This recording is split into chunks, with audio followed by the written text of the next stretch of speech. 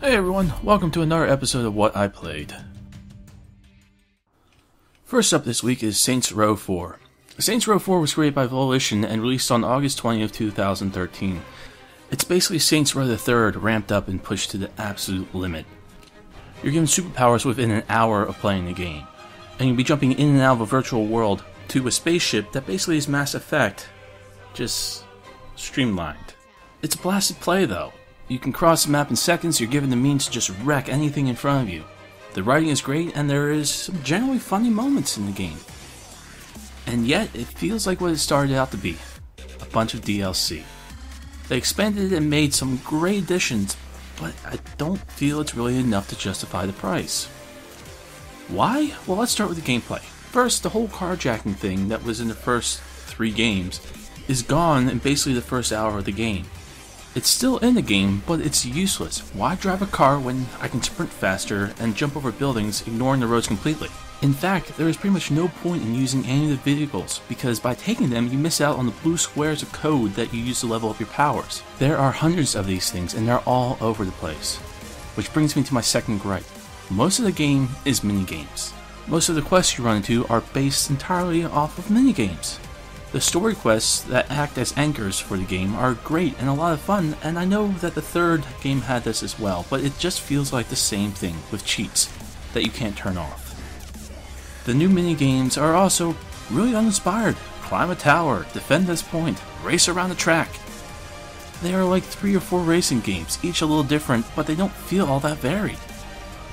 And yet I still played for about 20 hours. Is that worth $50?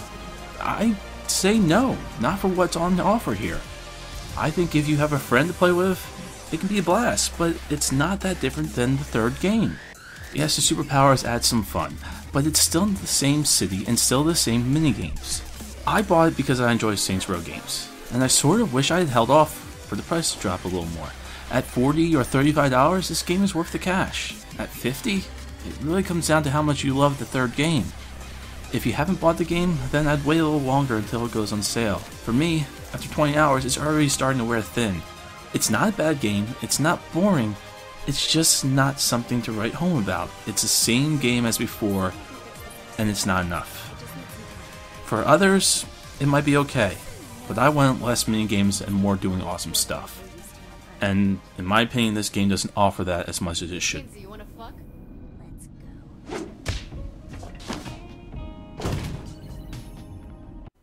Next up, Game Dev Tycoon. Game Dev Tycoon was created by indie studio Greenheart Games and released on December 10th, 2012, and on Steam just yesterday actually, August 29th, 2013. I bought this game a couple of days after its release, and I don't regret it one bit. I had a lot of fun giving games weird names and trying out different combinations, but it was also a very cryptic game, in the sense that you were doing sliders with no idea how the game decided on what was good and what wasn't. Now you can use common sense and say RPGs need a good story, but do they also need good sound? What about graphics? AI?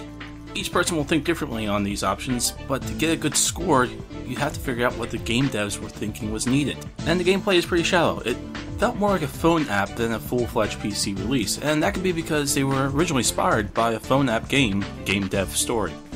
But I can't really complain too much because it's still addicting. For an hour or so until you start to get a little bored waiting for the little bubbles to find their way up to the top of the screen. Still, the story mode, which really just amounts to different hardware being released, can keep your attention for probably 1 run through, maybe 2. Every few years a new piece of hardware will show up, and you can choose to develop for it or not by purchasing a license, and these licenses can cost anywhere from $500,000 to $1 million or so. At the end, you can even develop your own version of Steam and your own console. There's a lot to do here. It's just that the gameplay is simple, and I'm not so much complaining as wanting to tell you guys what the game is. Some people will find the gameplay too simple, others will enjoy it for what it is, like I did.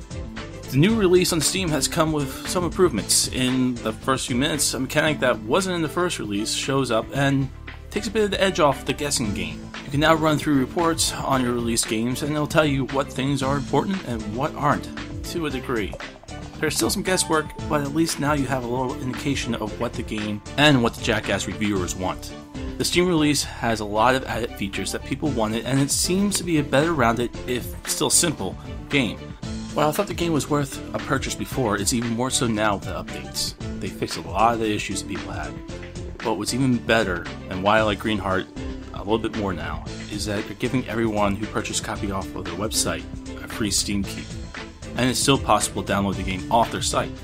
In the end, it's a really entertaining game, and a great time killer. I know I'll probably be dropping a few more hours into the game just to see all the new stuff, and yell at all games for being a bigger dick than all the other reviewers. But for $8, there's really no reason not to buy this game. And finally, our old gem of the week, 13. 13, or XIII, was developed and published by Ubisoft in 2003. 13 is one of those games that was really great in a lot of areas, but just didn't find a fan base. It was also one of the first games to do the comic book style graphics. Now we have a bunch, but it did really well back then. The major issue is that the gameplay feels really lackluster and sort of boring. It's in some ways a lot like Bioshock Infinite in my opinion. Great graphics, great, and in 13's case, good story, but gameplay mechanics are just a chore to trudge through at times. And like Bioshock Infinite, the good raises above the bad. This is a game that you have to play and experience at least once. There are some great pieces and ideas in here. And hey, it had David Duchovny as the main voice actor back when he was doing his video voice acting thing for a few years. That could be good or bad depending on if you like David Duchovny. It used to be on GOG where I got my copy originally, like a year ago I think. It's no longer there for some stupid reason, but it shouldn't be too hard to find a copy. Can't really say much more without really spoiling what the game is, so it's usually around $5. See if you can find it.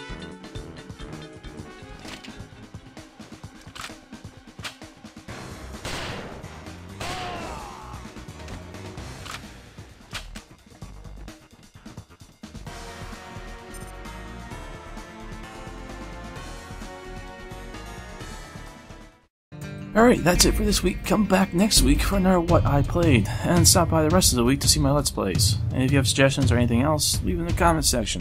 See ya.